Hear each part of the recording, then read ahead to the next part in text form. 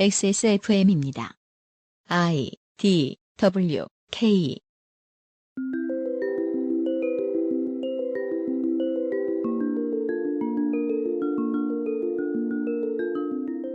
(1891년) 일본의 한 경찰이 외교를 위해 자국에 온 사절, 그것도 황태자에게 칼을 휘둘러 중상을 입힙니다. 국제사회의 눈총을 떠안게 된 일본은 좌불안석, 공포 속에서 심리를 진행합니다.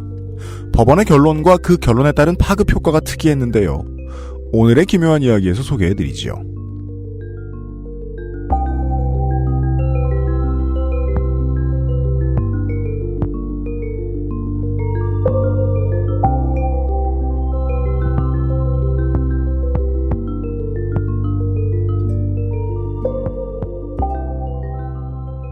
천안시 서북구 성거읍 망향휴게소 맞은편에는 국립 망향의 동산이 있습니다. 역으로 망향의 동산 때문에 그 휴게소의 이름이 그런 것이지요. 제1본 대한민국 민단, 즉 민단의 건의에 의해서 76년에 만들어진 이곳에는 제국주의 일본에 의해 강제로 혹은 원치 않게 고향을 떠나 생을 마감한 이들이 잠들어 있습니다. 이번에 이곳에 일본군 성범죄 피해자 추모비가 생겼습니다. 이름이 안식의 집입니다. 떠나는 것에 대한 두려움, 고된 삶, 용기와 활약, 나비가 되어 훨훨 날아가는 마지막 모습을 각각 표현하고 있다고 합니다. 안식의 집이 일반에 처음 공개된 국가기념일 위안부 피해자 기림의 날에 한 K-팝 아이돌 스타가 소셜에 피해자 할머님들에 대한 응원의 메시지를 띄웠고, 댓글창에는 한국인 너희들은 전쟁 범죄 저지른 거 없는 줄 아느냐는 양비론으로 물을 흐리는 사람, 전통적인 연예인 정치 발언 금지론자 등등이 해일처럼 밀려 들어오면서 대전투가 벌어졌습니다. 말하는 사람이 말을 불편하게 할 수도 있고 세상 모든 말이라는 게 불편하게 들릴 가능성이야 얼마든지 있지만 못하게 막고 싶어하는 사람들이 많다면 얘기가 좀 다르죠. 만약 개신교 교인이시라면 목사님이 명성교회 세습 반대를 외쳤더니 그 목사님의 과거 행적을 들춰내면서 너 그런 말할 자격이 있느냐고 말하는 총회 대의원들을 상상해보시면 쉽겠습니다. 역사를 있는 그대로 기억하는 일을 싫어하거나 관심이 없는 사람들, 오히려 다시 감추고 왜곡하려는 사람들은 당장 이번 주 뉴스만 돌아보더라도 저 댓글러들이나 가족 승계 찬성 목회자들 말고도 많아 보입니다. 생전에 미쓰비시에게 사과 한번 들어보자면서 노년을 법정투쟁에 바친 강제징용 피해자들의 사건, 위안부 피해자 손해배상 소송 등이 정치적 이익을 쫓던 양승태 및 법원에 의해서 판결이 뒤집어지거나 미뤄졌지요. 아주 많은 고위공직자들이 투입되어야 할 수 있는 일이겠지만 정작 수사 대상이 된 사람은 매우 적고, 의혹의 시기에 공보관으로 열심히 뛰면서 사법부의 입 노릇을 하고 전교조의 시국선언에 홀로 유죄 판결을 했던 어떤 판사는 검찰에 나가 조사를 받기는커녕 오늘도 판결 일을 열심히 하고 있습니다. 사법농단에 동원되었던 판사들, 개헌 문건을 본능적으로 마음껏 작성했던 기무사의 구성원들, 우리 생활 가까이는 인형탈 아르바이트 직원을 폭염에 이틀간 2번씩 쓰러뜨린 롯데월드의 관리자들까지도 기껏해야 몇 개월 직무 정지, 원대복귀나 보직 변경 같은 처분은 사실상 범죄자 방면이라고 생각합니다. 한국이 사람이 없어서 일 못하는 나라도 아닌데 왜 그리 자리 보전을 친절하게 잘해주는 건지 모르겠습니다. 며칠 전 가스공사의 사례를 보니까 굴삭기 침수 사고 축소 노력을 외부에 알린 내부 고발자의 신원을 밝히고 망신을 준 직원들이 승진했더라고요. 이런 일들 말고도 많은 일들이 일어나고 있는 한국의 어느 강가에서 업로드합니다. 그것은 알기 싫답니다. 유승균 PD입니다. 윤세민 에디터입니다. 네, 안녕하십니까. 윤세민입니다. 내부 고발자 색출은 내부 고발자? 내부 고발자 색출은 역시 한국의 특산물이죠. 네. 초성 퀴즈 사건 있잖아요. 뭐요? 그 대학교 대나무숲에서 이제 대나무숲의 똥군기를 이제 이야기를 했어요. 네. 고발을 해가지고 그게 이제 난리가 났었는데 좀 화제가 됐었는데 그 학과의 학생회가 그 관리자한테 누군지 알려줄 수 있냐? 관리자가 알려줄 수 없다. 그러니까 저랑 초성 퀴즈 안 하실래요? 어른들한테 그런 거는 참 빠르게 배울 수 있는 것 같아요. 누구나. 네. 나미비아와 볼리비아와 우간다의 다운로드가 갑자기 늘었습니다. 무슨 일이 있었는지 모르겠네요. 반갑습니다. 기묘한 이야기인데요. 광고 듣자마자 시작할 건데요. 광복절 주간이라고 일부러 일본에서 일어난 부끄러운 이야기들을 하려고 일부러 편성한 게 절대 아닙니다. 이번 주 목 금요일에 일본에서 있었던 황당한 테러, 성범죄, 공갈과 협박 사건 몇 가지를 다룰 것입니다. 네. 네. 기묘한 이야기는 일본 얘기인 척하지만 보통은 우리 얘기죠. 잠시 후에 시작하겠습니다. 그것은 알기 싫다는 용산의 숨은 보석 컴스테이션에서 도와주고 있습니다. XSFM입니다. 엄청 다양한 PC 부품, AS 업체도 엄청 많고 AS 업체에 가셔도 무슨 질문을 해야 할지 모르겠다면 처음부터 컴스테이션 견적을 이용해 보십시오. 수만 건에 이르는 고객 응대 노하우로 당신의 필요와 생산업체의 서비스를 정확히 연결해 드립니다. 주식회사 컴스테이션. 사계절 내내 냉방, 난방 효율을 올려주는 벨레 서큘레이터는 선풍기가 아닌 공기순환기입니다. 벨레 에어 서큘레이터, 엑세스몰에서.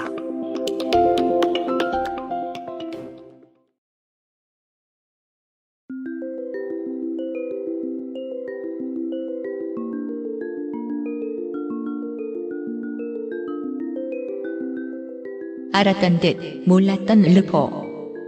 기묘한 이야기.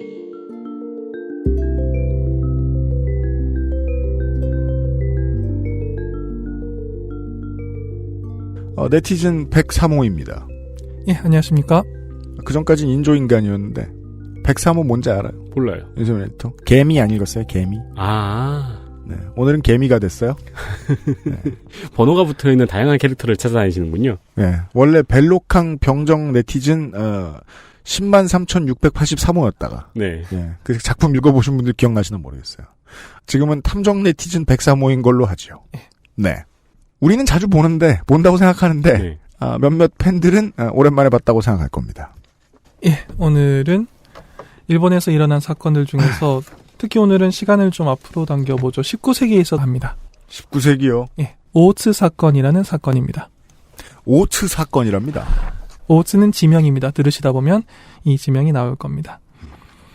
1891년 훗날 제정 러시아의 마지막 황제 니콜라이 2세가 되는 러시아 제국의 황태자 니콜라이가 러시아 제국의 함대를 이끌고 일본을 방문합니다. 1891년이었고 이때 시베리아 횡단철도 극동지구 기공식에 참가하기 위해서 함대를 이끌고 세계를 주유하다가 블라디보스토크로 이동하는 도중에 일본에 말 그대로 들린 거였습니다. 좀 이따가 이 나라랑 전쟁을 할 것 같으니까. 그때는 그런 생각을 했을지는 모르겠네요. 그러니까요. 참 말 그대로 들린 거였는데 방금 말씀하신 그 전쟁, 러일 전쟁은 1904년에 발발해서 1905년에 끝난 걸로 보통 보고 있죠. 이 전쟁은 일단 전쟁이라는 걸 데이터로 쭉 해서 승전국, 패전국을 나누자면 일본이 이긴 걸로는 되어 있습니다. 네. 러일 전쟁은. 하지만 양국의 피해 상황이나 마지막 전황을 보면 일본의 국력이 러시아의 국력을 압도한 것은 절대로 아닙니다. 실제로 일본은 이기고 가져간 게 아무것도 없잖아요. 예, 네. 그렇죠. 전쟁이라는 걸 테크니컬하게 분석하면 일본이 이겼다고 할 수 있다라는 전쟁이었죠. 네. 근데 뭐 배상금도 한 푼도 못 받고. 중요한 건 러일 전쟁에서 승리한 순간에도 일본의 국력을 러시아를 압도하지는 못했습니다.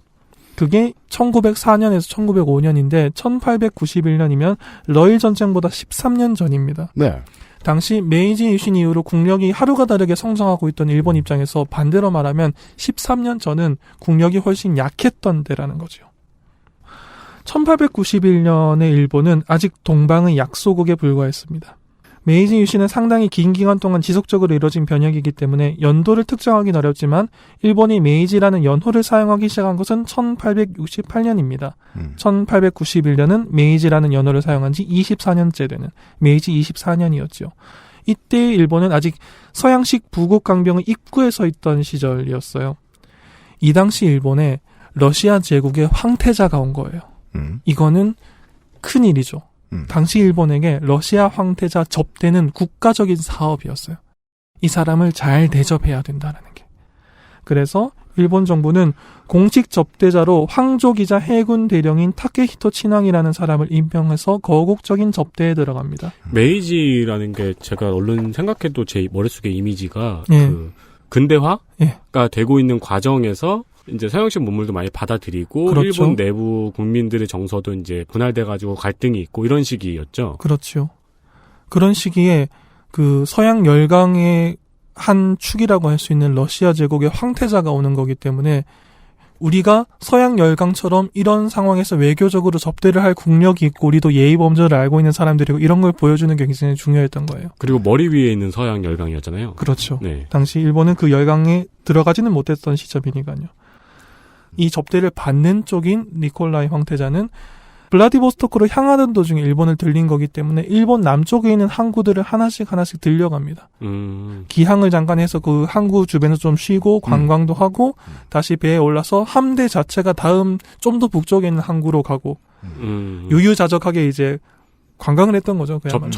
접대 코스를, 네, 접대 투어를 접대 도는 거죠. 코스를 밟고 있었던 거죠. 그래서 남쪽에 있는 항구 몇 개를 들린 다음에 코베항에 입항해서 교토로 향합니다. 교토는 오랫동안 일본의 수도였던 그 천황이 있던 곳이고 하기 때문에 중심지였죠. 코베항에 함대가 정박해서 교토로 향했습니다. 1891년 5월 11일 니콜라이 황태자는 교토에서 가까운 일본 시가현에 있는 비와호라고 하는 일본에서 제일 큰 호수가 있어요. 비와호라는 호수로 당일 관광을 떠납니다. 잠깐 온 것 치곤 관광은 오래 했군요. 예, 중요했죠. 일본에 이런 멋진 자연 경관이 있고 또 의전을 잘할 수 있고 일본 입장에서 열심히 보여줘야 됐다. 예, 황태자가 오셨을 때 우리가 이렇게 시간 약속 잘 지켜서 잘 보여드릴 수 있고 이 모든 게 우리가 문명 국가입니다라는 몸부림 같은 거였어요. 우리는 러시아 황태자를 잘 접대할 수 있는 국가입니다라는 거. 그 예의 범죄를 알고 있는 국가입니다라는 거. 그래서 시기도 그렇고 러시아 황태자는 진짜 꽃놀이를 하고 다녔네요. 그렇죠. 당시에 그 러시아 황태자에게 보여주기 위해서 이 당시 이 계절에 하지 않는 일본의 그 마쓰리 중에 하나를 일부러 한다던가 횃불을 들고 막 잔치를 한다던가 뭐 쇼라는 쇼는 다 보여줬어요. 시가현 청사에서 점심 식사를 한 니콜라이 황태자는 함께 일본을 방문했던 그리스 왕국 왕자 요르요스 그리고 접대 책임자인 타케히토 친왕의 순서로 니콜라이 황태자, 요르요스 왕자, 타케히토 친왕의 순서로 인력거를 타고 시가현 남부의 오츠군, 오츠란 지명이 나오죠. 시가현 남서부의 오츠군이라는 곳을 통과합니다. 니콜라이 황태자 입장에서는 말 그대로 관광을 하는 거잖아요. 네. 자기가 대접을 잘 받는 게 중요한 외교적인 업무인 상황이잖아요. 마음을 푹 편하게 놓고 있었겠죠. 릴렉스한 상태에서 호수가 참 크네요. 이 나라가 경관이 아름답군요. 동방에 있는 나라가. 네. 이렇게 잘 보고 있었는데 이때 지역의 경비를 담당하고 있던 일본 시가현 경찰부 소속 츠다 산조 순사에게 습격을 당합니다. 경비를 담당하고 있던 경찰한테요. 경찰한테 니콜라이 황태자가 습격을 당합니다. 이 습격한 순사의 이름이 츠다 산조입니다. 츠다 산조는 1855년생으로 사건 당시 36세 정도였던 걸로 보입니다. 원래는 군인이었던 인물로 일본의 근대 내전 중에 하나인 세이난 전쟁에 참가했으며 훈장을 받기도 했습니다. 열심히 싸웠던 군인이었어요. 네. 사건 발생 9년 전인 1882년에 육군을 퇴역한 뒤 미에현에서 경찰이 되었는데 경찰이 되고 3년 뒤에 폭력 사건을 일으키면서 면직이 됩니다. 그런데 이때는 시대가 격동기였기 때문에 폭력 사건 한 번 경찰이 일으켰다고 인생이 망가지던 시절은 아니었어요. 워낙 그 시대 자체가 격동기였으니까요. 예. 시간이 좀 흐른 다음에 시가현에 다시 경찰로 채용이 돼요. 지금이라면 생각할 수 없는 일이죠. 그렇죠. 근데 시가현에서의 근무 태도는 또 굉장히 좋았다고 합니다. 그 2번이나 일종의 표창을 받았다는 기록이 남아 있습니다. 그래서 원래는 군인 출신이었고 군인으로서 훈장도 받았던 사람이고 퇴역을 하고 난 다음에 경찰에 돼서 뭐 폭력 사건 한 번 일으켰지만 다른 근무지 와서는 잘 근무하고 있고 근무 태도 좋았던 경찰이 한 명 있었어요. 시가현 경찰서 입장에서는 이게 거국적인 사업이지 않습니까? 네. 그 코베항에 오셔가지고 육로로 교토까지 오셔서 황태자가 우리 그 접대를 해야 되는 가장 중요한 러시아의 황태자가 교토까지 오셨는데 비와호라는 그 일본에서 가장 큰 호수를 한번 보신단다. 그러면은 그 가는 길에 경호 병력들을 세워놔야 되지 않습니까? 네. 네. 연도 경력이라고 하죠. 그래서 경호를 해야 되고 하는데 병력이 부족하니까 그 각 경찰서에서 인원 좀 보내달라라고 한 거예요. 그래서 경찰서장이 그래 그럼 우리도 당연히 지원을 해야 되니까 우리 경찰서에서는 순사 누구 보내자라고 하는 사람 사이에 츠다 산조도 섞여 있었던 겁니다. 네. 그래서 당시 기록을 보면 츠다 산조는 연도 경비, 즉 황태자가 지나가는 길에 서서 경비를 하고 있었던 걸로 보입니다. 이 사람이 5월 11일 오후에 폐검하고 있던 서양식 검인 샤벨이라고 하죠. 서양식 검을 쓰고 있었어요. 일본 경찰이 당시에. 검을 뽑아서 니콜라이 황태자한테 휘두릅니다. 인력거에 타고 있는 상태의 니콜라이 황태자한테. 이때 니콜라이 황태자는 오른쪽 머리에 약 9cm의 상처를 입은 것으로 기록이 남아 있습니다. 9cm면 꽤 길죠, 그래도? 그럼요. 머리에? 칼로? 네. 칼이 제대로 들어간 거죠. 네. 게다가 오른쪽 머리에 맞았으니까요. 그 상태에서 갑자기 관광을 하다가 공격을 받았으니까요. 놀랐겠죠. 그래서 인력거에서 뛰어내려서 가까운 골목길 안쪽으로 피신해 들어갑니다. 도망치는 니콜라이 황태자를 츠다 산조가 추격해서 다시 공격하려고 해요. 이때 함께 있었던 요르요스 왕자라는 사람이 지팡이로 츠다 산조의 등을 가격합니다. 그 다음에 니콜라이 황태자도 인력거를 타고 있었고 요르요스 왕자도 인력거를 타고 있었는데 네. 이 두 사람의 인력거꾼이 츠다 산조를 제압하기 위해서 덤벼요. 맨손으로. 한 인력거꾼이 츠다 산조의 다리를 잡아서 넘어뜨리고 다른 인력거꾼은 츠다 산조가 떨어뜨린 검으로 지팡이로 가격을 당했을 때 검을 떨어뜨린 것 같은데 그걸 자기가 주워서 목 주변을 공격합니다. 그리고 이 직후에 다른 순사들이 경비하러 많이 나와 있었을 거 아닙니까? 네. 이 직후에 경비 중이던 순사들에게 제압당해서 결국 츠다 산조의 범행은 실패로 끝납니다. 아니 근데 이거는 중요한 얘기는 아닌 것 같은데 경비는 하는 일이 없네요. 그렇죠. 그 인력거꾼들의 영웅적인 노력 덕분에 일이 더 커지지 않았죠. 그렇구나. 이들이 제압하고 난 다음에 순사랑 경비들이 와서 누른 거예요. 그렇죠. 일단 칼을 뽑아서 휘두를 때까지 한 게 없고 그런 다음에 왕자가 그리스 왕자가 지팡이로 등을 칠 때까지 한 게 없고 인력거꾼 2명이 제일 큰 일을 해냈죠. 그때까지도 이 경비들은 한 게 아무것도 없네요. 예. 그러고 난 다음에 이들이 제압을 하고 난 다음에 경비들이 그제서야 우르르 몰려와가지고 츠다 산조를 제압을 했어요. 테러범은 잡혔습니다. 네. 참고로 이때 코베항에는 러시아 제국의 함대가 정박 중이었습니다. 함대가요? 네. 니콜라이 황태자를 태우고 온 함대가 정박 중이었습니다. 일본 사회는 큰 충격에 빠집니다. 네, 그렇죠. 그렇죠. 19세기 버전으로. 오늘은 좀 이르네요. 네. 정말 19세기 버전으로 큰 충격에 빠져요. 네. 그래서 한 100년 정도 지나니까 테러 이야기를 하면서도 이렇게 가볍게 이야기할 수 있군요. 정말 큰 충격에 빠졌습니다.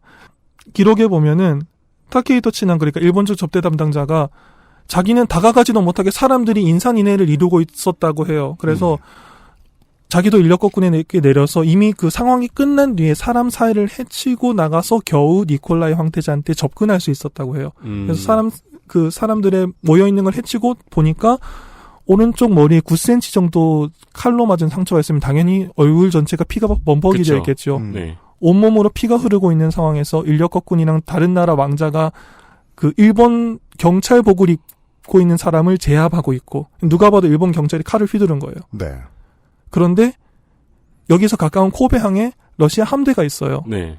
어떤 기분이었을까요? 눈앞이 캄캄해지겠죠. 네. 네. 망했다 싶네요. 네. 네. 정말 어떻게 표현해야 될까요? 그러니까 머릿속에 계산이 당장 안 서겠죠. 망했어요 상황이죠. 네. 이때 일본이 그나마 인선을 잘했다는 게 밝혀집니다. 러시아 함대의 포는 얼마나 셀까 이런 생각 같은 걸 하고 있었을까요? 네, 사실 계산하는 게 의미가 없어. 이때 전면전을 하면 일본이 거의 끝장나는 거기 때문에. 그렇겠죠. 네. 네, 나라가 끝장나는 거기 때문에 이 접대 담당자였던 타케히토 치낭은 황족 신분으로 군인이 된 사람인 만큼 해외 유학 경험도 있었고 군사 시찰 등을 이유로 당시 일본인 기준으로 해외를 굉장히 자주 다닌 사람입니다. 특히 서양 열강을 따라잡자는 인식이 강했던 일본인 만큼 황족 중에서 군인으로 대령 계급까지 간 사람이면 서양 쪽으로 많이 보죠. 유럽으로 많이 보냈죠. 네. 그래서 그 당시 그 유럽 사회의 인식, 외교적인 관례라든가 외교 상황에 대해서 굉장히 해박한 인물이었어요. 그러니까 이 사람을 보낸 거죠. 네. 이렇게 접대 담당자를 잘 찍어뒀던 게 그나마 일본을 살립니다. 그럼 이제 일본에서는 부채춤을 추고 개고기를 보낼 텐데요. 그러니까 이때 이 사람의 감각이 중요했던 게 자신의 권한이 침해받았을 때 가해자를 벌하는데 먼저 생각이 가는 귀족들이 있어요. 귀족들 중에 특히 많죠. 아, 네. 그러니까 저놈을 잡아서 어쩌고가 아닌 거예요.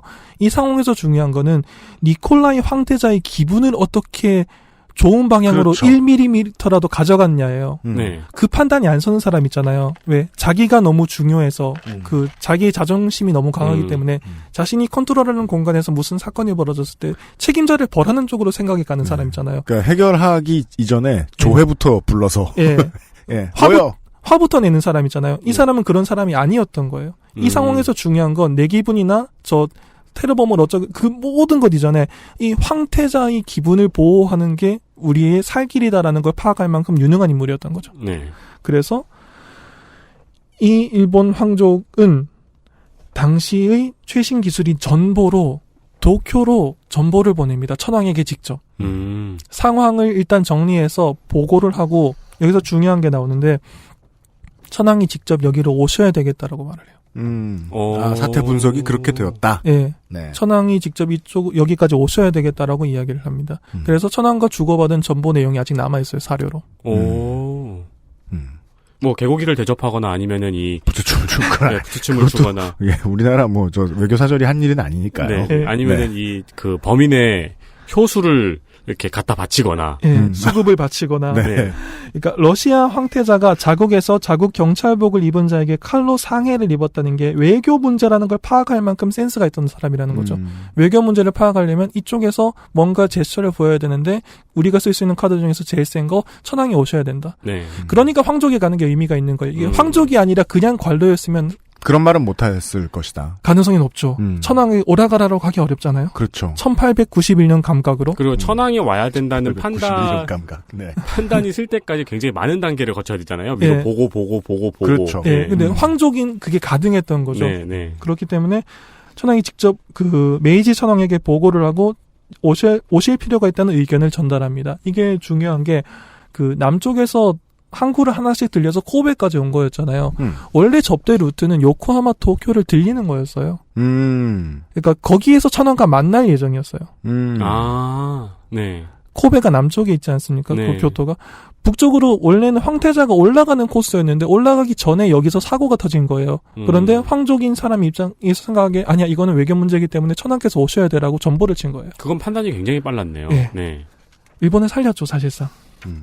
그래서 전보를 받은 메이지 천황은 사태의 심각성을 이해하고 다음 날인 5월 12일 이른 아침에 직접 기차를 타고 이동을 시작해서 교토로 옵니다. 그날 저녁에 교토에 도착했다라고 기록이 남아있습니다.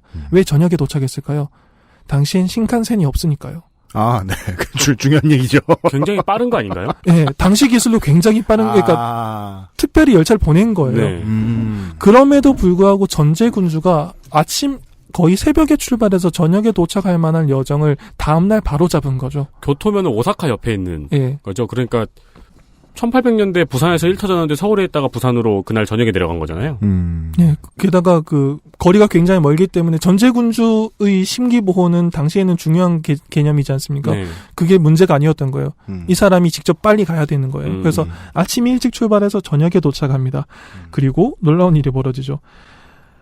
니콜라이 황태자가 당시에 생명에는 지장이 없었기 때문에 이제 쉬고 있었는데 천황이 가서 만나려고 하니까 니콜라이 황태자의 주치의가 안정을 위해서 다음날 와줄 것을 요청합니다. 일본 천황한테요. 그래도 전제군주인데. 그래서 천황이 알겠다고 하고 교토에 있는 자기 숙소로 가서 묵어요. 하룻밤을 묵어. 이거는 글쎄요. 해석에 따라서 여러 가지 해석이 가능할 수 있죠. 정말 그 다음 날이었기 때문에 환자의 상태가 안 좋았을 수도 있고 외교적인 제스처였을 수도 있죠. 여론에서는 외교 굴욕이라고 얼마든지 말할 수 있는데 네. 이 나라의 대표자는 그렇게 생각하면 안 되죠. 지금 네. 그런 상황이 아니죠. 네. 네. 뒤질라 이러고 이제 허겁지겁 왔는데 네. 네. 일단 그날 저녁에는 묵지 못합니다. 하루 종일 이동해서 왔는데 그날 만나지도 못하고 일단 숙소에서 묵고 난 다음에 다음 날인 5월 13일이 되었어야 다른 황족들을 이끌고 니콜라이 황태자가 요양하고 있는 호텔로 가서 황태자를 만나 사과를 할 수 있었습니다. 사과하는데 이틀 걸린 거예요.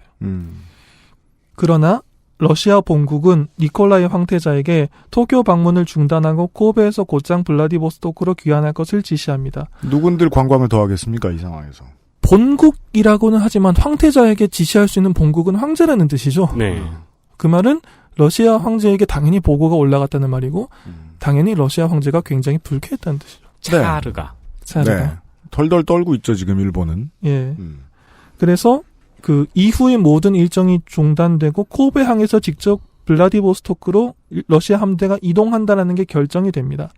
5월 19일 메이지 천황은 떠나기 전인 러시아 함대에 직접 탑승합니다. 직접 코베항으로 가서 정박 중인 러시아 군함에 승선해서 다시 니콜라이 황태자를 만나서 병세를 확인하고 사죄의 말을 전합니다. 납작. 당시 일본 정부 내에서 이 상황에서 천황이 러시아 군함에 승선하면 억류될 가능성이 그렇죠. 있으니까 네. 타면 안 된다고 말리는 사람이 있었어요. 정부 중진 중에서. 그렇죠. 네. 그럴만하죠. 그 19세기의 문법이니까요. 네. 그런데 천황이 그 말리는 의견을 뿌리치고 병문안을 고집했다고 합니다. 실제로 타요. 군함에 타서 니콜라이 황태자를 한 번 더 만나서 사과를 합니다. 왕의 입장에선 도박을 걸기 충분한 상황이었겠죠.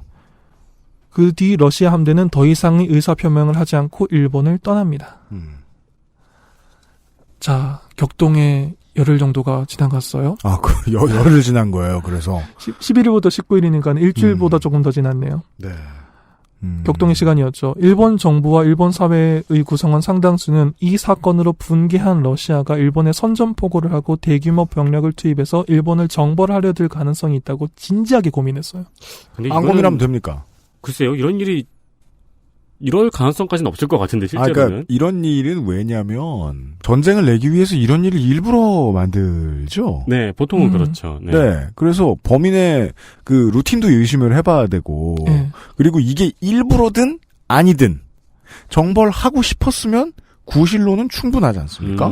그렇죠. 지금 말씀이 나오신 게 오츠 사건 23년 뒤에 발발하는 제1차 세계대전인데 제1차 세계대전의 도화전이 여러분 다 아시다시피 사라예보 사건이죠. 네. 황태자 부부죠 아마. 네.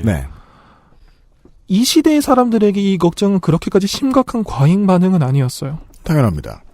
그리고 중요한 건 당시 일본의 국력은 메이지 정부의 국력은 러시아 제국과 정면으로 부딪혀서 이길 승산은 전혀 없었습니다. 전면 전쟁을 하면 지는 건 정해져 있어요. 네. 정벌을 당하는 거예요, 그냥. 전쟁을 회피하려면 일본은 문자 그대로 바닥에 납작 엎드려야 했습니다. 그리고 그 납작 엎드리는 과정의 첫 단추를 누가 끼웠느냐? 이 국가에서 신으로 추앙받는 천황이 직접 끼웠어요. 사건 다음날 기차를 타고 하루 종일 이동을 해서 주치의한테 내일 오라는 수모를 당하고 다음날 황족을 이끌고 다시 만나러 가고 러시아 군함이 직접 승선하고. 첫 단추라는 말씀이 중요하네요. 네. 여기서부터 어떻게 풀어나가느냐가 중요하잖아요. 네. 예. 이후에 남아있는 기록을 보면 니콜라이 황태자 본인은 이렇게까지 성의를 가지고 사과하는 걸 보고 일본에 대해서 그렇게까지 악감정을 품진 않았던 걸로 보이기는 합니다. 근데 그거는 러시아 쪽 입장이고요. 네. 두려워하는 일본 입장에서는 그렇게 쉽게 판단할 수 있는 상황은 아니죠. 이 정도로 사과했으니까 되지 않겠어? 라고 하는 건 너무 나이브한 접근이죠. 천황이 이렇게까지 숙였습니다. 그러면 이걸 이제 어떻게 처리해야 되느냐는 나머지 일본 정부의 숙제로 남았죠. 트다 산조가 니콜라이 황태자를 습격한 이유는 아직까지도 정확히 밝혀지지 않았습니다. 아, 이게 제일 괴롭죠. 중언부언하는 피의자. 예. 네. 개인의 과대망상 때문이라는 말도 있고 당시 그 진술한 내용들이 워낙 이것저것 있기 때문에 하나로 딱 특정하기 어려워요. 이 당시 일본에 김기춘이 없었으니까요. 네. 자칼의 나를 읽었습니까? 라고 물어볼 사람이 없었으니까. 그 개인의 과대망상 탓이었다는 게 가장 많은 의견인데 그것도 확정할 수는 없고요. 그러니까요. 당시 일본에게 고압적인 태도를 보이던 러시아에 대한 반감이 있었을 수도 있어요. 그 니콜라이 황태자가 시베리아 횡단철도 이 극동지부 기공식에 참가하기 위해서 블라디보스토크를 향한다고 했는데 시베리아 횡단철도가 동쪽까지 온다는 건 러시아 제국의 군사력이 동쪽까지 진출할 수 있다는 말이죠. 당시 철도는 군대를 이동시키는 굉장히 중요한 수단이니까요. 아, 그건 일본한테 위협이군요. 위협이죠. 그렇기 때문에 일본 입장에서 그렇게 즐거운 일도 아니었어요, 사실. 물론 그럼에도 불구하고 5년 있다 이겼지만. 물론 그럼에도 불구하고 접대는 열심히 해야 됐지만. 네. 접대는 열심히 해야 되는 것과는 반대로 그 일반 민중들 사이에서는 저거 결국 동쪽으로 진출하는 러시아의 야역 아니냐라는 말이 나오던 상황이었으니까요. 네. 당시 일본에 그렇게 고압적인 태도를 보이던 러시아에 대한 반감이었을 수도 있어요. 정작 트다 산조는 니콜라이 황태자를 살해할 생각은 없었던 듯 보입니다. 그런 식으로 진술도 했고요. 한 수 보여드린 것뿐이다 이런 말을 해요. 그러면은 검술의 달인이군요. 근데 왜 쫓아가 또 한번 해놓고? 이제 사과하려고. 한 수 잘 보셨습니까? 딱 9cm죠. 한 자릿수로 막아냈다. 네. 미터법을 배운 지 얼마 되지 않았습니다. 그런 얘기를 하려고 러시아 말로. 그러니까 30대 중반 정도 나이에 어린 나이에 전쟁도 경험했고 경찰도 하면서 당시에 어떤 칼을 직접 휘두르던 시대였으니까 총을 쏘고 네. 칼을 휘두르던 시대를 20대를 보내던 폭력적인 삶을 살던 사람이 몰랐을까요? 자기가 어떻게 될지? 그 뒤에? 그러니까요. 여전히 좀 이상한 부분은 많이 있군요. 예. 왜냐하면 그 시절만 해도 이 사람의 기대 수명이 뭐 50 넘어가면 오래 사는 시절이었고 예. 네. 어른 30대 중후반이면 예. 그러니까 어릴 때 이미 책 다 띄게 해놓고 군이나 경찰 공무원 같은 거 오래 했다는 거는 좀 글도 좀 읽고 쓸 줄 알고 네. 예. 배운 사람 축이라고 생각해야 되는데 예. 이런 어른이 이런 짓을 해놓고 아무렇지도 않게 반응한다. 이 상황에서 잡힌 시점에서 이미 이 사람은 자기 이후의 삶에 대해서 각오를 하고 있었던 거 보여요. 그러면은 사람이 유유자적해지죠. 그냥 나 한 수 보여드린 것뿐이다. 너희들이 어쩌겠느냐 나를. 이런 식으로 유유자적한 태도를 보입니다. 그러면서 이제 하는 말이 일관성이 없기 때문에 범행 의도가 끝까지 밝혀지지 않은 거예요. 정확한 범행 의도가. 수사에 혼란을 줬군요. 예. 이게 외세 열강에 개인적으로 저항을 하는 많은 케이스들이 있는데 예. 조직적으로 잘 되면은 결국 이제 한 수 보여드렸다라는 말이 이야기하듯이 그 열강들에게 실제로 뭔가 메시지를 보여주는 것일 수도 있는데 예. 어떻게 언제 어떤 방식으로 보여주느냐에 따라서 그 덕분에 나라가 망하기도 하고 예. 그럴 수 있다는 거죠. 그렇죠. 그래서 정작 본인은 여유만만했습니다. 문제는 당시 일본의 사법부는 츠다 산조만큼 유유자적하지 못했다는 겁니다. 덜덜 떱니다. 예. 이 사람들 입장에서는 발등에 불이 떨어진 겁니다. 네. 일본 정부는 츠다 산조를 사형시키기를 원했습니다. 이건 명확하게 할 수 있어요. 정부는 이 습격범의 죽음을 원했습니다.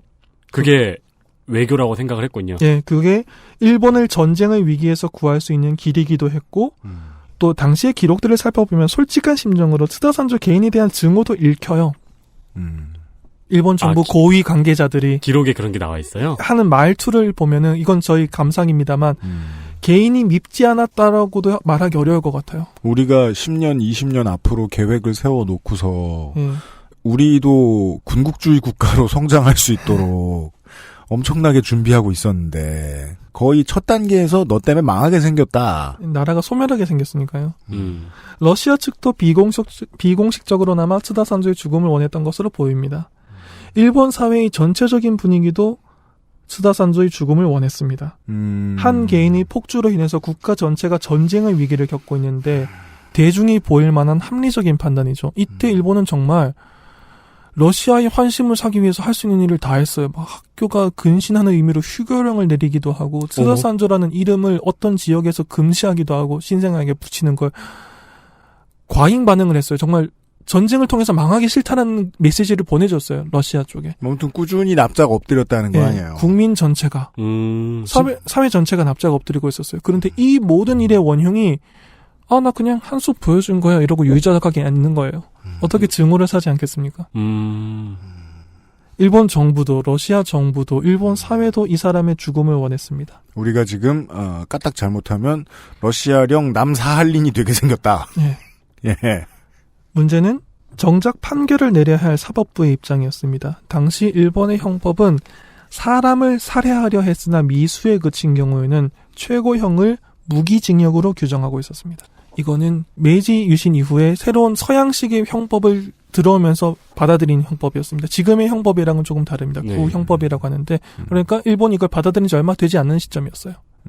그러니까 얼마 안 된 형법이네요, 지금. 네, 일본이 새롭게 받아들인 서양식 형법에 사람을 죽이려고 했다가 미수에 그쳤을 경우에는 최고형이 무기징역인 거예요. 가장 무거워도. 일본 정부 입장에선 매우 부족한 판결물이 될 것이 분명했습니다. 왜냐면 효수를 보내야 되는데. 예, 수급을 보내야 되는데. 그러면은 그 사형을 하지 말고 머리만 어떻게 보낼 방법이 없느냐. 뭐 이런 고민도 해보고. 시대상으로 한국의 조선 후기에 해당하는 에도 시대였다면 이런 고민은 할 필요가 없어요. 그때는 잘 죽였다고들 하더군요. 네, 국가에 위해를 끼친 개인이 있어요. 이거 어떻게 처벌할지 왜 고민합니까? 네. 어떤 형식으로든지 이유를 만들어서 목을 날릴 수 있었을 거예요. 말 그대로 효소할 수 있었겠죠, 수급을. 그런데 일본은 메이지 유신이라는 경랑 한가운데에서 근대 국가, 문명을 가진 국가로 나아가려고 하고 있는 가장 큰 상징 중에 하나가 서양식 법치 국가를 모방하고 정착시키는 거였습니다. 일본 정부 입장에선 심각한 딜레마인 거예요. 일본이 에도 시대 수준의 국가였다면 러시아의 황태자는 일본을 예를 갖춰서 방문하는 것이 아니라 함대를 이끌고 점령하러 들였을 거예요. 위기한 국가니까. 그냥 정벌하면 됐을 거예요. 네. 황태자가 접대를 받으려고 왔다는 건 일단 외교 상대로 봤다는 거잖아요. 네. 그건 일본이 메이지 유신을 통해서 이때 문명국가에 근접해 있었기 때문이에요. 역설적으로 근대국가 혹은 문명국가의 일원이 되기 위해서 노력하고 있는 일본 입장에서는 법치국가로서 원리 원칙을 지켜야 되는데 그 원리 원칙을 지키다가 러시아의 침략을 받게 생긴 거예요. 되게 애매하네요. 예. 네. 딜레마에 처했군요. 그런 딜레마에 처했습니다. 이런 관점으로도 하나 볼 수 있죠. 아까 말씀하셨듯이 당시 구형법이라고 보이는 법 자체가 서양식 법을 받아들인 지 얼마 되지도 않았었고 아직 메이지 24년이니까요. 네. 이 당시 일본 정부를 이끌고 있던 수뇌부들 그리고 사회의 지도층들은 사고방식 자체는 에도시대 사람들이에요. 그렇겠죠. 이때 관료란. 예, 이때 사람들은 자신들이 어렸을 때 받았던 교육이라든가 그때의 사고방식이 아직 있는 채로 장년층 이상이 되었지 않습니까? 부모의 원수는 복수를 해도 되는 시절 사람들인 거죠. 그렇겠죠. 네. 근대적인 법 체계가 있기 이전에 자아가 형성됐던 사람들이기 때문에 이 상황에서 이 사람을 죽이지 못한다는 게 이해가 안 되는 거예요. 그렇죠. 못 죽여? 뭐? 형법? 놀고 있네. 그러니까 복수를 못하면 복수를 못했다는 것에 대해서 이 가문에 사죄하는 의미에서 할복을 하는 문화. 어떤 사람들이 이상한 소리 하는 근데 법이 어쩌고 어쨌다면서 무기징역을 한다는 한가로운 이야기를 하고 있는 거예요. 정부 입장에서는 황당한 소리로 들리겠죠. 특히 정부의 수뇌부 입장에서는. 네. 그 일본은 전적으로 이 근대 문물을 어떠한 거대한 레고 세트를 사온 아이처럼 받아들였다는 인상은 지울 수가 없습니다. 그 시절의 역사를 보면. 네. 세트를 받아들고 와서 하나도 틀리지 않게 적용시켜야 된다고 생각을 한 거예요. 네. 그런데 정작 그 세트를 받아들인 사람들의 머릿속은 레고를 구성하고 있는 플라스틱이 뭔지도 모르던 시절에 흙을 가지고 장난치는 게 모든 거였던 시절 사람들인 거죠. 적응이 잘 안 되는 거죠. 이런 시대 변혁기에 이런 일은 많은 국가에서 있죠. 그러니까 사회는 이미 변했는데 시대는 바뀌었는데 국가의 방향성을 이끌 사람들, 노년층에 있는 사람들이 그 이전의 사고방식에서 성장한 사람들이기 때문에 갭이 생기는 거잖아요. 네. 이 사람들은 그 중에서도 특히 갭이 심한 경우였죠. 에도 시대의 사고방식으로 메이지 시대까지 와버린 거예요. 일본 정부 입장은 강경했습니다. 심지어 스다산조에게 사형을 언도하기 위해서 계엄령을 선포해야 한다고 주장하는 강요도 있었어요. 원포인트 계엄령. 한 사람 사형시키기 위한. 사법부가 계속 버티면 계엄령을 선포하고 난 다음에 군사법정을 통해서 육군 출신이었으니까요. 어떻게든지 사형을 시켜야 된다. 그때 그거 했으면은 분명히 그 뒤 100년 사이에 이 나라도 군사 쿠데타 몇 번 겪었을 텐데. 그렇죠. 예. 계엄령을 권력자를 위해서 쉽게 사용할 수 있다는 경험을 이 시점부터 쌓았으면은 일본의 역사는 바뀌었을 수도 있죠. 그러니까 자기들은 사형 한 가지 일로만 생각했을 텐데 이는 우리나라 사람이 보기엔 친위 쿠데타죠. 그렇죠. 네. 아니 근데 헌법을 부정하는. 그래도 말씀하신 것과는 다르게 그 제도 내에서 해결하려고 하네요. 예, 물론 그렇지 않은 사람도 있어요. 암살 주장도 나왔어요. 아, 그렇겠죠. 그리고 일단 죽인 다음에 수습하자 뭐 이럴 수도 있고요. 심지어 당시 모르겠는데 국가가 죽인 건 아닌데 죽었으므로 머리를 보내드립니다. 네. 심지어 판사들 중에서도 사형을 시켜야 된다라고 말하는 사람들이 있었다고 할 정도죠. 판사도 늙었거든요. 그러니까 판사도 에도 시대 사람이거든요. 예. 그런데 계엄령을 선포해서 이미 퇴역한 지 오래된 경찰에게 현직 군인단인 경찰에게 사형을 언도하는 것은 그들이 당시 모방하려고 있던 근대 법 이념에 맞지 않는다면 별 차이가 없었어요. 계엄령을 선포하는 거랑 암살하는 거랑 큰 차이가 없어요. 근데 메이지 시대의 관료들이면은 네. 에도 시대와 메이지 시대의 갈등에서 메이지 시대를 선택했던 사람들이잖아요. 그렇죠. 네, 그러니까 이제 그 갈등이 내부적으로도 있겠죠. 네, 내적 갈등도 물론 있겠죠. 어떤 식으로 논의를 하든 간에 그 모든 노인네들이 다 그 말은 하고 있었을 거라는 거예요. 아유 옛날이었으면 이거 아무 문제 없는데. 예. 정말 편했을 텐데. 그런데 그 딜레마인 거죠. 그들이 편하게 권력을 휘두를 수 있는 나라였으면 러시아 황태자는 반복하지만 이렇게 유의자적 유람하지 않았을 거예요. 그냥 점령해버리지. 그렇죠. 이거는 이제 우리 문학인과 함께하는 이 문명 시리즈를 플레이해본 분들에게 좀 더 쉽게 다가올 수 있습니다. 네. 얘네 아직 헌법이나, 그니까 저 세트를 안 받아들였어. 근대화 세트를 안 받아들였어. 그냥 창병들이야. 뭐하러 외교를 해? 그 문명을 플레이하지 않아? 러시아령 남사할린 열도지. 이런 것보다는 좀 더 고차원적인 주장도 있었습니다. 계엄령이나 암살보다는요. 일본의 당시 형법상 살인미수의 사형을 적용할 수 있는 경우가 있기는 있어요. 뭐냐? 황족에 대한 살인미수. 대역죄. 황족에 대해서 살인미수를 저지르면 그건 사형이 적용될 수 있어요. 아, 왕실보안법. 예. 왕보법. 그러니까 반역죄를 적용할 수 있었던 거네요. 그런데 니콜라이 황태자는 러시아의 황족인 거죠. 말장난을 치기 시작했군요. 하다 안 되니까. 황족은 황족인 거예요. 네. 황족에 대해서 대역죄를 저지르면 사형을 할 수 있는데 니콜라이도 러시아의 황족은 황족이다. 그러니까 대역죄를 유추 적용해서 츠다에게 사형을 언도하자는 주장이 나왔습니다. 요거는 한 단계는 고차원적이에요. 법 테두리 안에서 뭔가를 해보자는 거니까. 네. 계엄령보다는. 세계평등 대역죄. 왕이 있는 나라 어느 누구 왕을 잡아도 또 네. 대역죄를 또 판단해서 사형을 언도하겠다. 하지만 형법을 이런 식으로 적용하는 것은 조금 고차원적이다 뿐이지 법치국가 이념에 맞지 않는 건 똑같습니다. 한 단어로 줄이면 어거지죠. 예.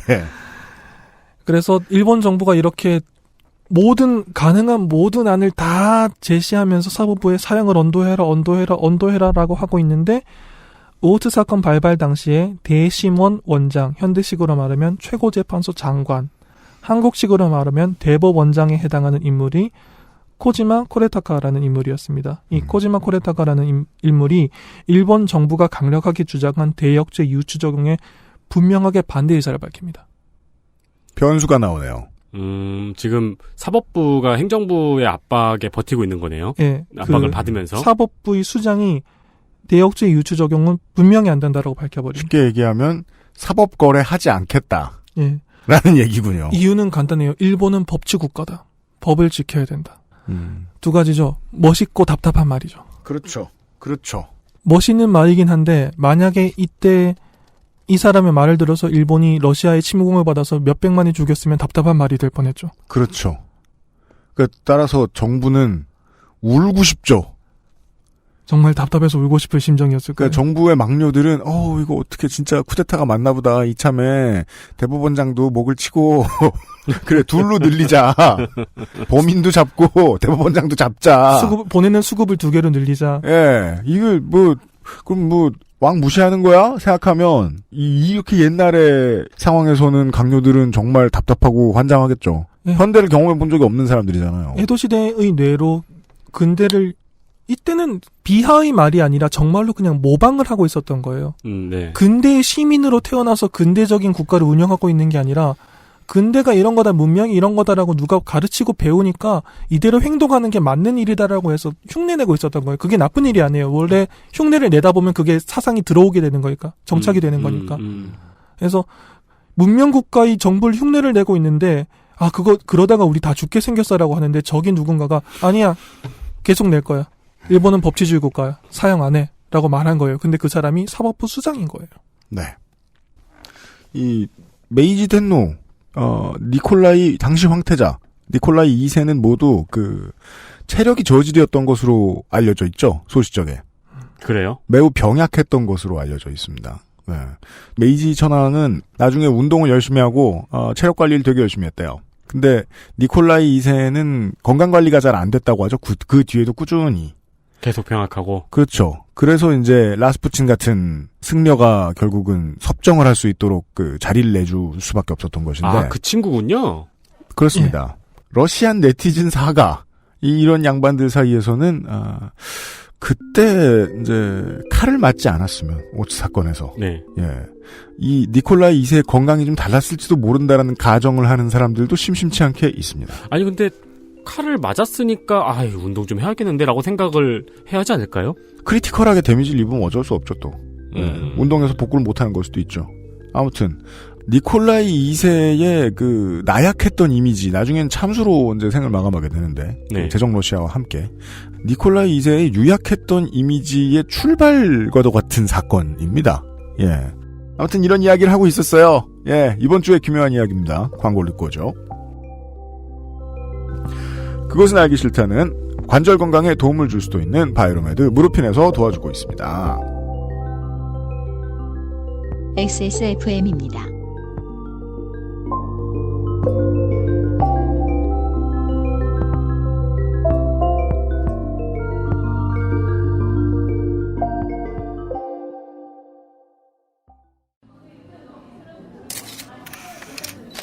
국민 여러분, 저는 참담한 심정으로 이 자리에 섰습니다. 여당 정치인으로서 지난 정권의 과오를 반성하고 다시금 국민 여러분께서 저희를 지켜봐 주실 때까지 무릎 꿇고 또 무릎 안 괜찮으시죠? 관절 건강에 도움을 줄 수도 있는 무르핀이라면 대국민 사과도 좀 더 잘할 수 있게 도움을 드릴 수 있어요. 관절 건강엔 무르핀이니까요. 고객도 업체도 늘 오를 수는 없습니다. 그래도 저희는 함께 고민하겠습니다. 당신의 스트레스를 나누려 노력하겠다는 거죠. 02-2120-2337 주식회사 컴스테이션.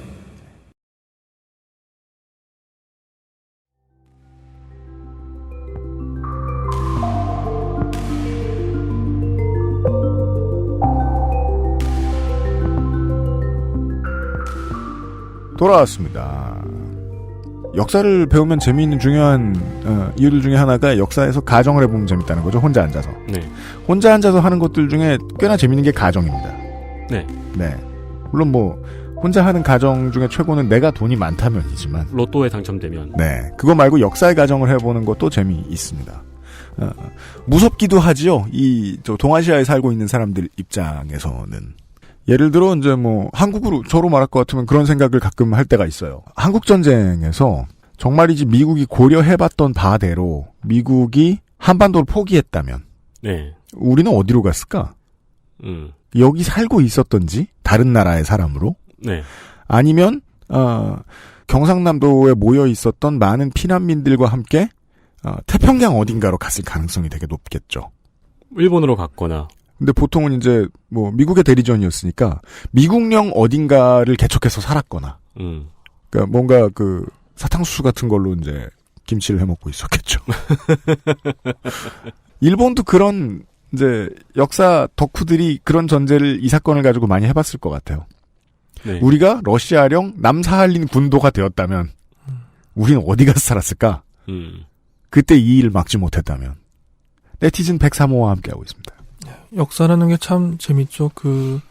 지난 정권에서 국정농단 사건이 벌어졌을 때 그 사람이 실제로 권력이 없는 사람이 국정을 농단했다는 얘기 나왔을 때 방금 말씀하신 니콜라 2세 황제 이야기가 많이 나왔지 않습니까? 네. 그렇죠. 라스푸틴을 최순실에 많이 비교했죠. 예, 그런 게 심지어 한국에서만 있었던 것도 아니죠. 오히려 외신에서 그런 비교를 많이 했죠. 왜냐하면 러시아 맞아요. 역사를 좀 더 많이 알고 있기 때문에. 이해해 보라고. 예, 한국의 역사보다는 러시아 역사가 그쪽 사람들에겐 좀 더 친숙할 거기 때문에 그 이름이 굉장히 많이 나왔지 않습니까? 한국에서 맥주가 많이 팔렸죠. 그랬는데 사법 독립을 이야기하는 이야기에서 또 그 이름이 나오는 거죠. 역사라는 게 참 그렇게 생각하면 돌고 도는 거죠. 네. 이번에 법원에서 이번에 이제 들켜서 올라온 문건들 중에도 그런 거 꽤 있었잖아요. 윤세민이 되게 비웃었던 거 있잖아요. 예. 그 다음 대통령이 될 가능성이 높은 김무성과 유승민. 하고 미리 관계 개선해놔야 된다고. 네네네. 그건 다 했을지도 몰라요, 사실. 법원과 그 두 사람의 관계는 매우 좋을지도 몰라요. 뭘 가져올 수 있다 그러죠? 이노베이션? 모르겠어요. 다시 시계를 19세기로 돌리면 네. 그 츠다 산조는 우선 대역죄라는 제목으로 오우츠 지방재판소에서 기소됩니다. 일단 죄목은 대역죄로 걸었군요. 예. 하지만 황족에 대한 죄인 대역죄는 최고재판소인 대심원에서 판단을 한다는 이유로 사건은 대심원으로 곧장 올라오게 됩니다. 여기서 대심원이란 대법원이겠지요. 바로 네. 대법원으로 올라가면 원래 황족에 대한 건 1심이 대심원이기 때문입니다. 그 기소는 오우츠 지방재판소에서 했는데 대역죄로 했다는 제목이 참 재미있죠. 결국 검찰은 기소를 하는 쪽은 행정력인 거죠. 정부의 입장을 좀 더 반영하는 곳인 거죠. 그랬네요. 죄목을 걸 때는 대역죄로 건 겁니다. 이 사람이 황족을 살해하려 했기 때문에 대역죄입니다라고 했는데 받아들일 때 법원이 일단 그거부터 심리할 테니까 대법원으로 곧장 올려라고 해서 대심원으로 한 방에 올라가게 됩니다. 그렇다면 이건 이제 행정부의 일원인 경찰이 네. 잡아서 죄를 뭘 할까 하다가 위에서 내려오는 그 행정부 위쪽에서 내려오는 오더들은 대역죄 해라. 네. 예. 이걸로 해서 넣고 사법부로 넘어갔는데 사법부의 첫 번째 문인 검찰에서는 이걸 안 받아줄 수가 없어요. 네. 그래서 정무적 판단을 통해 대역죄 오케이 하고 올렸다. 그래서 이제 법원까지 갔더니 법원에서는 니네가 대역죄가 맞다고 생각하면 대법원으로 가야지. 예. 그래서 일단 대심원으로 올립니다. 네. 그래서 대심원장이던 사법부의 수장이던 코지마 코레타카 대심원장은 이 사건을 담당하게 된 7명의 대심원 재판관, 대법관이죠. 한국식으로 표현하면. 7명을 한 명 한 명 설득합니다. 이때 설득한 내용은 간단합니다. 법치국가의 원칙을 지켜라. 이야기가 반전됩니다. 두 가지로 생각할 수 있어요. 하나는 이 사람이 설득을 해야 됐다는 말은 다시 말하면 재판관들 중에서 무슨 죄목을 어떻게 논리를 짜든지 간에 사형을 언도하려는 사람들이 있었다고도 볼 수 있고요. 일단 대역죄로 여기까지 올라온 것 자체가 그런 의도가 짙게 보이잖아요. 네. 그럼에도 불구하고 정작 수장은 사법부의 원칙을 지켜라, 법의 큰 원칙을 지켜라라고 요구를 했다는 거죠. 황실과 행정부는 이거 지금 나라 망하게 생겼어. 예, 그거요. 논리 이전의 생존 본능 있잖아요. 국가 단위의 생존 본능. 한 사람도 못 죽여? 여러분이 이상이 숭고한 거 알겠는데 나라가 망하고 난 다음에 이상만 남으면 그 이상을 누가 향유합니까? 라는 질문을 할 수 있잖아요. 네. 러시아의 위협은 결코 추상적인 게 아니었거든요. 당시 코베항에 정박하고 있었던, 지금은 떠났지만 코베항에서 실제로 왔던 함대를 일본 국민들이 봤어요.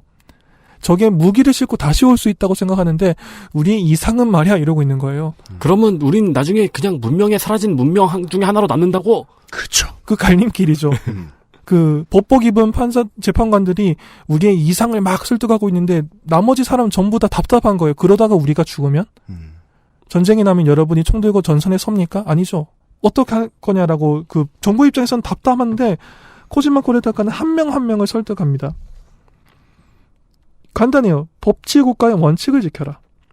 결국 일본 당시 메이지 정부의 대심원은 사건 발생 16일 후인 1891년 5월 27일에 민간인에 대한 모살 미수죄를 적용해 츠다 산조에게 무기징역을 선고합니다. 이때 무기징역을 선고한 관보가 아직 남아 있어요.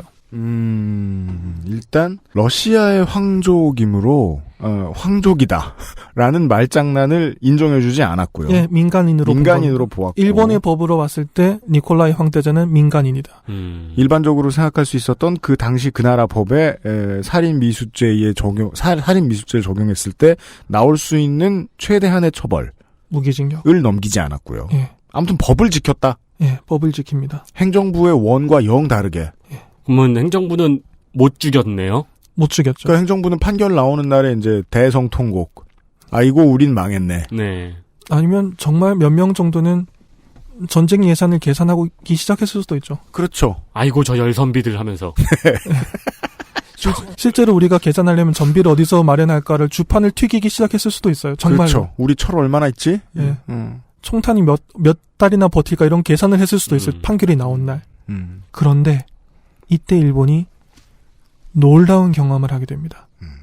서양 열강이 러시아를 상대로 법치국가의 원칙을 지켜낸 일본을 높이 평가하기 시작한 거예요. 러시아가 함대를 이끌고 황태자가 갔다가 황태자가 칼을 맞았는데 일본이 여기서 버틸이라고 생각을 못한 거예요. 당연히 저 야만스러운 동쪽 나라 사람들이 어떤 이유를 하든 어떤 형식으로든지 수급을 바칠 거라고 생각했는데 우리 법치국가이니까 법에 적힌 대로 할 거야 라고 해서 버틴 거예요. 서양 열강이 굉장히 놀라서 감명을 받아요. 이 장면에서. 문명국가 흉내를 내라고 했더니 진짜 문명국가 흉내를 내네? 이런저런 다른 이유를 대서 러시아를 도와서 이 나라를 만약에 함께 치고 나눠 먹겠다 이런 생각을 하기에는 러시아를 제외하면 그 다른 어떤 나라 열강에 비해서도 일본은 너무 멀었기 때문에 그렇죠. 제3자였습니다. 국가를 개인에게 비유하는 것은 다소 위험한 일이지만 그럼에도 불구하고 한번 해보겠습니다. 메이지 유신을 거쳐서 근대로 향하던 일본을 일본이란 국가의 청소년기라고 한번 생각해보죠. 현대로 진입하는 과정에서. 이 경험은, 이 오트 사건이라는 경험은 이후 일본이란 국가의 가치관 형성에 큰 영향을 미칩니다. 청소년기에 어떤 큰 잘못을 했어요. 그래서 어른이 벚나무를 배웠어요. 예, 부모님이든 교사든 누구든 간에 솔직히 말하면 용서해 줄게라는 말을 듣고 인생 최고의 갈등을 겪던 청소년 한 명을 생각해 봅시다. 솔직하게 말할 것인가, 거짓말해서 이 상황을 벗어날 것인가. 인생 최대의 갈등을 했다가 용기를 내서, 솔직한 건 용기가 필요하잖아요. 네. 모든 용기를 끌어모아서 잘못을 솔직하게 고백했더니 꾸중을 듣는 게 아니라 용기 있게 잘 말했다라고 어깨를 토닥여주고 너는 이제 용기 있게 자신의 잘못을 인정하는 어른이 되었다라고 막 추켜 세워준 거예요. 네. 그러면 그 청소년이 이후 어지간한 상황에서는 솔직한 것이 어른스러운 일이고 용기 있는 일이고 나를 위한 무기가 된다는 걸 알 수 있잖아요. 교육의 성장의 과정에서. 네. 거의 그것과 비슷한 일이었던 거예요. 근대로 향하던 문명국가 흉내를 내던 일본이 책에 적혀있는 문명국가의 원칙이란 걸 지켰더니 서양 열강이 저 국가는 서양 열강의 일원이 될 수 있겠구나라고 받아들이기 시작한 거죠. 표현하신 표현들이 다소 굴욕적이긴 하지만 그 일본 입장 그리고 서양 열강 입장들에서는 이게 놀라운 첫 경험이네요. 그렇죠. 이게 추상적인 게 아니라 당시 서양 열강과 맺고 있던 불평등 조약을 개정하는데 굉장히 긍정적인 영향을 미쳐요. 우리 문명국가다, 너희들 받지 않느냐. 러시아가 위협하고 있는 상황에서도 우리는 법을 지킬 만큼 문명국가다. 왜 이렇게 문명국가와 비문명국가가 맺고 있는 것 같은 불평등 조약을 아직 맺어야 되냐라고 해서 불평등 조약을 개정할 때 이게 큰 영향을 미칩니다. 예상치 못한 사건으로 한 방에 수건을 해결했네요. 스다 산조는 법정에서는 무기징역을 선고받았지만 감옥에서 병세가 악화돼서 결국 그 해를 넘기지 못합니다. 기록에 따르면 1891년 9월 29일에 옥사한 것으로 알려져 있습니다. 이 사람이 병이 발병했을 때 치료를 열심히 할 정도의 국가는 아니었을 거라고 봅니다, 저는. 아, 네, 뭐 감옥에서의 생활이라든가 뭐 그런 건 있었죠. 당시 의료기술이라든가 감정이라든가 그런 게요. 네. 하지만 사형을 당하진 않았어요. 옥사한 걸로 남아 있습니다. 스다 산조의 범행을 용감하게 막아섰던 오늘의 히어로죠. 인력 거꾼 2명.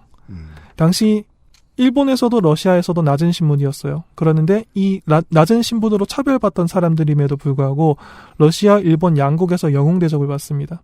니콜라이 황태자가 일본을 떠나기 전에 직접 이 2명을 러시아 군함에 초대를 해요. 그런데 정장 차림이 아니라 인력 거꾼 차림 그대로 와줄 것을 요청합니다. 반대의 의미로 대접을 한 거죠. 여러분은 인력 거꾼의 복장을 하고 영웅적인 행동을 했다는 메시지를 준 거죠. 이 두 사람이 러시아의 함선에 승선했을 때 러시아 수병들이 엄청나게 환호성을 지르면서 성대하게 환영했다고 합니다. 19세기 기준으로 최고의 환영을 한 거죠. 그렇겠죠. 훈장과 연금도 받았고요. 러시아에게서 훈장도 받고 연금도 받았고 일본에서도 연금이 나왔다고 합니다. 그렇죠. 일본 입장에선 진짜 영웅이죠. 정말 영웅이죠. 네. 물론 한 몇 년 정도만 대접을 그렇게 받았을 겁니다. 왜냐하면 이후에 러일 전쟁이 벌어지니까요. 정작 러일 전쟁이 발발하자 일본 국내에서 오히려 배신자 취급을 받아요. 그건 웃기네요. 누가 전쟁 날 줄 알고 구했나? 그렇죠. 근데 뭐 그것까지 생각해주나? 애국이라는 게 뭐 눈을 한쪽을 감고 있죠, 늘. 뭐랄까 전쟁 상황에서의 그 심리라는 게 그렇게 흘러가나 봅니다. 이 스다 산조도 당시에는 온 국민의 미움을 받았는데 정작 러일 전쟁 발발하고 난 다음에 살짝 재평가하는 분위기가 있었어요. 어머. 시민한 게 그렇게 돌아가죠. 이 두 사람은 그렇게 어떤 격동의 세월을 몸으로 체험합니다. 정말. 그 많은 돈을 일시적으로 벌었다가 갑자기 러일 전쟁이 벌어지니까 사람들에게 지탄을 받다가 그 시기를 다시 뛰어넘어서 살아남기도 하고 그런 기구한 삶을 걷죠. 한편 코지마 코레타카 대심원장은 용기 있는 결단을 했다고 생각합니다. 저는. 당시에도 특히 서양 열강의 반응이 긍정적으로 나온 이후부터 당시에도 상찬의 대상이었어요. 그 대심원장의 용기 있는 결단 때문에 일본이 문명국가 대접을 받았으니까요. 결과도 좋았고요. 예. 네. 그런데 현대적인 삼권 분립의 관점에서 보면은 이 행동은 여전히 과제가 있긴 했어요. 그죠. 이상한 게 한 군데 있죠. 사법 독립은 사법부가 입법부와 행정부의 간섭을 받지 않는 것을 의미하지만 동시에 개별 재판에서 재판관이 다른 재판관의 영향력 아래 놓이지 않는 것도 의미합니다. 네. 판결 개입이죠. 그런데 코지마 코레타가 대신 원장의 행동은 현대의 기준으로는 100% 재판 관여예요. 그렇죠. 우리나라에서도 그렇게 메일 보낸 적 있잖아요. 예를 들어 대법관이 이렇게 붙어 있어요. 다들 붙어가지고 심리를 해요. 전원 합의체란 말이에요. 네. 전원 합의체는 전원이 사건을 가지고 합의해야지 일일이 사우나에서 모여가지고 합의하는 게 아니잖아요. 네. 그럴 거면 전원 합의체 할 이유가 없잖아요. 그런데 대심 원장이 7명의 대심 최고재판소 재판관이죠. 지금 현재식으로는 그 7명을 한 명 한 명 설득했다는 건 지금 기준으로는 완벽하게 재판 개입입니다. 판결 개입이에요. 하지만 일본이라는 국가 자체가 아직 근대를 온몸으로 받아들이려고 하던 시절임을 감안하면 이것을 이유로 코지마 코레타카의 결단을 평가절하하는 것도 조금 불공정한 일이라는 느낌은 듭니다. 시대 배경을 봐야 되겠다. 그러니까 일본 열도 전역에 야 이게 삼권 분립이야 라고 알려준 거잖아요. 네. 문자 그대로 온 국가가 한 개인의 주급을 원했을 때 사법부의 수장이 노라고 말한 거예요. 국가 전체가 한 명을 죽여야 된다고 했을 때 법에 그렇게 안 적혀 있어라고 말하는 건 굉장한 용기죠. 게다가 그 대가로 전쟁이 날 수 있는 상황에서. 높으신 분들이 죽이겠지. 못 죽인데 왜? 삼권 분립이래. 뭐? 네. 가 되는 거죠. 그렇습니다. 이렇게 사법부의 수장이 문명국가로서의 원칙을 지켜내서 굉장한 대접을 받았지만 그럼에도 불구하고 과제를 남겨두는 형태로 오우츠 사건이 마무리됐습니다. 하나의 사건을 만나보았습니다. 네. 그것은 알기 싫다는 선풍기 말고 벨레 에어 서큘레이터에서 도와주고 있습니다.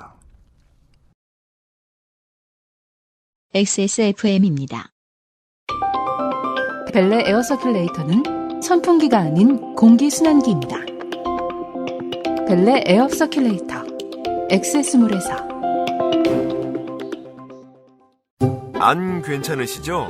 관절 건강에 도움을 줄 수도 있는 무르핀이라면 도움을 드릴 수 있어요. 관절 건강엔 무르핀이니까요.